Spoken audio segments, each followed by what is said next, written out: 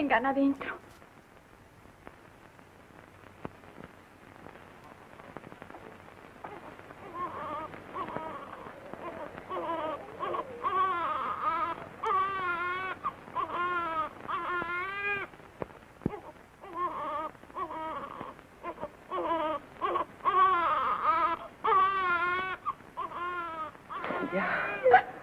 Ya.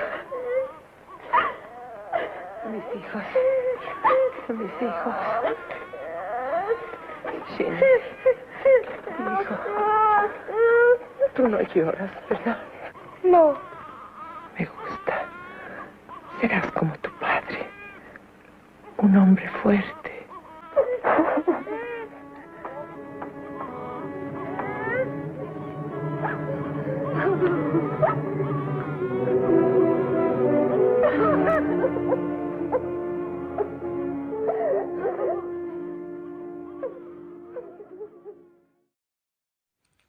Agustín de Iturbide fue la figura que cerró la Guerra de Independencia mexicana y, por un breve tiempo, se convirtió en su primer emperador. En febrero de 1821 promovió el Plan de Iguala, que unió a antiguos realistas, criollos e insurgentes bajo 3 garantías: independencia, catolicismo como religión oficial y la igualdad entre habitantes. Ese plan llevó al Tratado de Córdoba y en septiembre de 1821 a la consumación de la independencia. Iturbide fue renombrado presidente de la regencia, que gobernó provisionalmente. En mayo de 1822 fue coronado como Agustín I, estableciendo un breve imperio mexicano que intentó mantener una monarquía constitucional, pero su gobierno enfrentó problemas desde el inicio: tensiones con el Congreso, favoritismos, gasto público elevado y resistencias regionales. Las contradicciones políticas y la pérdida de apoyo militar y civil le obligaron a abdicar en marzo de 1823 y exiliarse en Europa. Al regresar a México en 1824 fue detenido y procesado. Fue ejecutado el 19 de julio de 1824 y su figura quedó marcada por la paradoja de haber logrado la independencia y, al mismo tiempo, haber intentado concentrar poder en una corona que la mayoría rechazó. Iturbide sigue siendo una figura polémica, héroe para algunos por la independencia y alerta histórica para otros sobre los riesgos del personalismo y del poder concentrado. El territorio del primer imperio mexicano se consolidó formalmente tras la adhesión de las provincias de Centroamérica en 1822, alcanzando una extensión aproximada de 4,876,430 kilómetros cuadrados. Esta superficie se organizaba administrativamente en provincias que heredaban la estructura de las intendencias coloniales, pero con una expansión significativa hacia el norte y el sur. Al norte, la línea fronteriza se definía por el Tratado Adams-Onis, abarcando los territorios de la Alta California, Nuevo México y Texas. Al sur, la integración de la Capitanía General de Guatemala extendió la jurisdicción imperial sobre lo que hoy son las repúblicas de Guatemala, Honduras, El Salvador, Nicaragua y Costa Rica.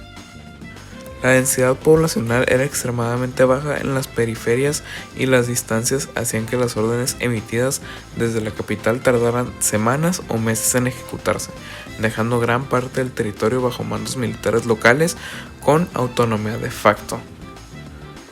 La actividad bélica durante el imperio de Iturbide no se caracterizó por grandes batallas de posiciones, sino por el control de puntos estratégicos y la contención de insurgencias internas. El conflicto más persistente fue el asedio de la fortaleza de San Juan de Ulúa, donde un contingente español permanecía atrincherado. Esta situación representaba un bloque económico directo para el puerto de Veracruz, la principal entrada de ingresos aduanales para el imperio, y obligaba a mantener un gasto militar constante en un estado que ya sufría de bancarrota. Tras varios enfrentamientos y la toma de la ciudad a principios de 1823, la región fue pacificada temporalmente.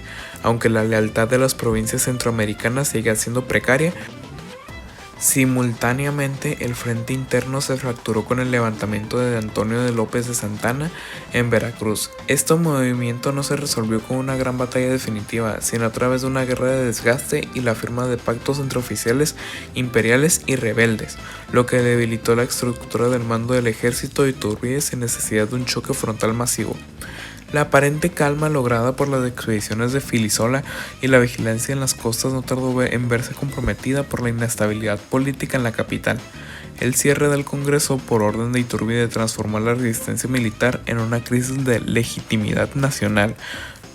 Los oficiales que antes resguardaban las fronteras y las fuerzas comenzaron a desplazar sus prioridades hacia la reestructuración del Estado, preparando el terreno para una serie de confrontaciones ideológicas y armadas que pondrían a prueba la supervivencia de la unidad territorial recién establecida. Conflictos y declive del primer imperio mexicano. Punto número 1. El quiebre político. Iturbide versus el Congreso. El principal error de Iturbide fue no entender que el país ya no quería poder absoluto. El Congreso Constituyente estaba lleno de abogados y liberales que querían una monarquía constitucional, y sus antiguos aliados lo empezaron a ver como un dictador. Punto número 2. El factor económico. Un país en ceros. México heredó las deudas de la Nueva España y los estragos de 11 años de guerra. Falta de ingresos. El sistema de impuestos colapsó. Para pagar los sueldos del ejército, su base de apoyo, Iturbide recurrió a préstamos forzosos a comerciantes y a la iglesia, lo que le quitó el respaldo de clases altas. Punto número 3. La conspiración militar y el plan de Casa Mata. El imperio no cayó por una votación, sino por una traición militar. Santa Anna entra en escena. Antonio López de Santa Anna, molesto por haber sido destituido de su cargo en Veracruz, se pronunció a favor de la República en diciembre de 1822. El efecto dominó. Iturbide envió a sus generales a sofocar la rebelión, pero estos, influenciados por las logias masónicas y el descontento general, terminaron firmando el plan de Casa Mata en 1823. El aislamiento. El plan pedía un nuevo congreso. Al ver que todo el ejército, incluyendo sus amigos más cercanos, lo abandonaban, Iturbide se quedó solo en la capital. Consecuencia inmediata. La fragmentación. Tras la abdicación de Iturbide el 19 de marzo de 1823, el país no solo cambió de gobierno, sino que casi se desintegra. Se estableció un triunvirato, el supremo poder ejecutivo, que organizó las elecciones para la primera Constitución Federal en 1824.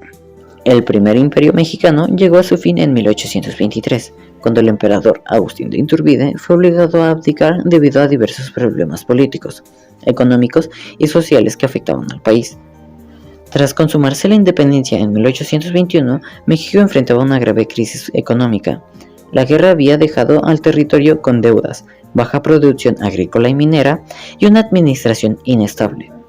Además, aunque el imperio se estableció con el apoyo del ejército y de algunos grupos conservadores, muchos líderes políticos y militares consideraban que una monarquía no era la mejor forma de gobierno para la nueva nación, ya que preferían un sistema republicano y representativo.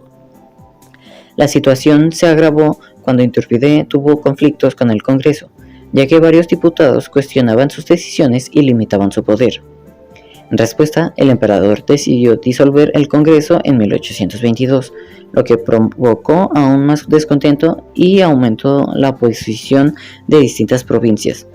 Este malestar dio origen al Plan de Casa Mata en 1823, encabezado por Antonio López de Santa Anna, junto con otros jefes militares, cuyo objetivo principal era restablecer el Congreso y poner fin al imperio sin necesariamente atacar la independencia del país. Ante la presión política y militar que se extendió por gran parte del territorio, Iturbide no tuvo suficiente apoyo para mantenerse en el poder y el 19 de marzo de 1823 presentó su abdicación.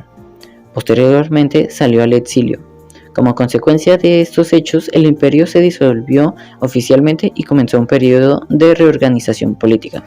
Finalmente, en 1824 se promulgó una nueva constitución y se estableció la Primera República Federal de México, con lo que México adoptó un sistema republicano y federal. De esta manera, el fin del primer imperio mexicano marcó el inicio de una nueva etapa en la historia del país, caracterizada por la búsqueda de estabilidad y la definición de su forma de gobierno.